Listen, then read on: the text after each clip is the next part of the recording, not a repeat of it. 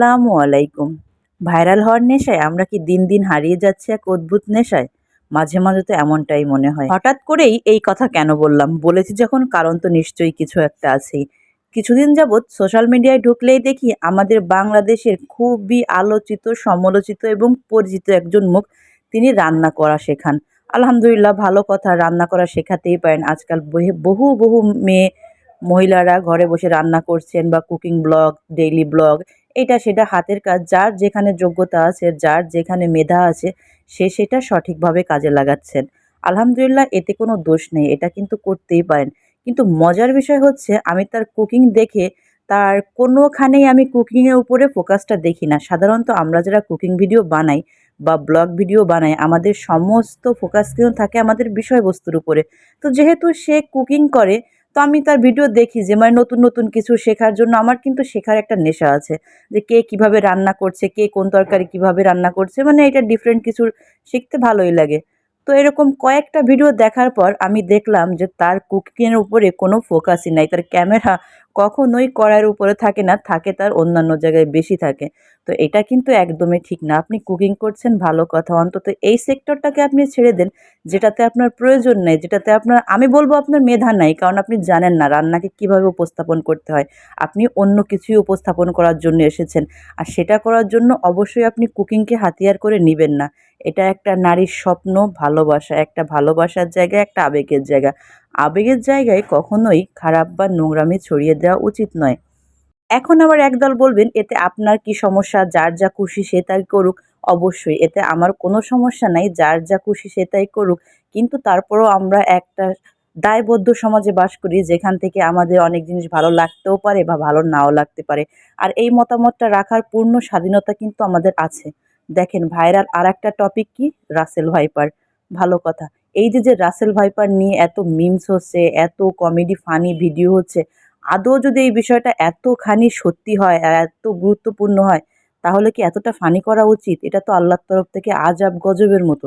এটার থেকে তো পানাহ চাওয়া উচিত। এটাকে নিয়ে মজা করার কিছু নাই, এটাকে নিয়ে মিমস বানানোর কিছু নাই, এটাকে নিয়ে কমেডি করার কিছু নাই। অনেকেই বলছেন মজা করে, হ্যাঁ আমি তো এরকম অনেকগুলা রাসেল ভাইপার নিয়ে ঘুরি, আমার আত্মীয়স্বজন এরকম, আমার শাশুড়ি এরকম, আমার এই আমার সেই।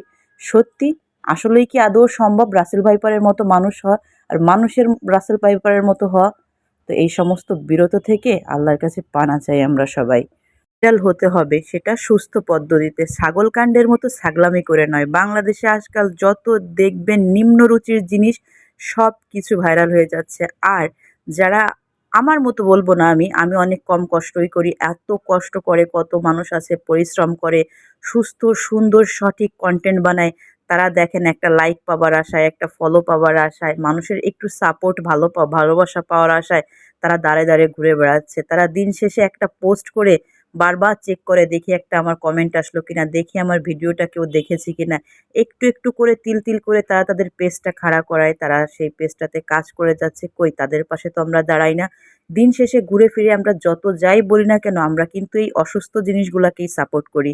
কে ছাগল হচ্ছে, কে রান্না করেও রান্না করছে না, কে কি করছে, কোন বিষাক্ত জিনিসকে আমরা মানুষের সঙ্গে তুলনা করছি, এরকম নানাবিধ ব্যাপার। আর এই ব্যাপারটা এখানেই শেষ হবে না, ২-১ দিন যাবে, ২-১ দিন পর পর নতুন টপিক আসতে শুরু করবে।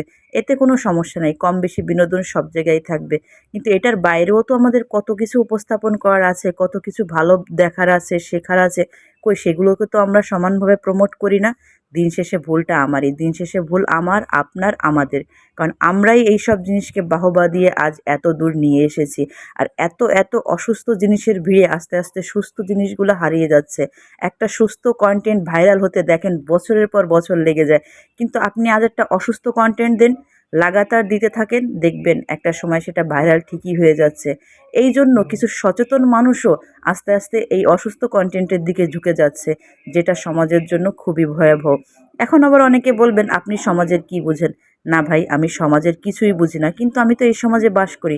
আমি অনেক কিছু হয়তো গুছিয়ে আপনাদের বলতে পারবো না, বুঝিয়ে বলতে পারবো না, কিন্তু আমিও যেমন জানি কোনটা সঠিক কোনটা ভুল, সেটা আপনিও জানেন। তাই সবসময় সঠিকের পাশে আসুন, এইসব অসুস্থ জিনিস এড়িয়ে চলুন। আপনার মধ্যে যদি মেধা থাকে, আপনার মধ্যে যদি ট্যালেন্ট থাকে, আপনার মধ্যে যদি পরিশ্রম করার শক্তি থাকে, ইনশাল্লাহ আল্লাহ আজ হোক কাল হোক আপনাকে ফল দিবেনই। কোনো পরিশ্রম এই দুনিয়ায় বৃথা যায় না। অন্তত আমি আমার এই ছোট্ট জীবনে দেখিনি যে কোনো মানুষ লাগাতার একটা জিনিস নিয়ে পরিশ্রম করেছে, একটা জিনিসকে মন প্রাণ ভালোবেসে উজাড় করে সেই কাজটা করেছে আর সেই জিনিসটা তাকে ফল দেয়নি।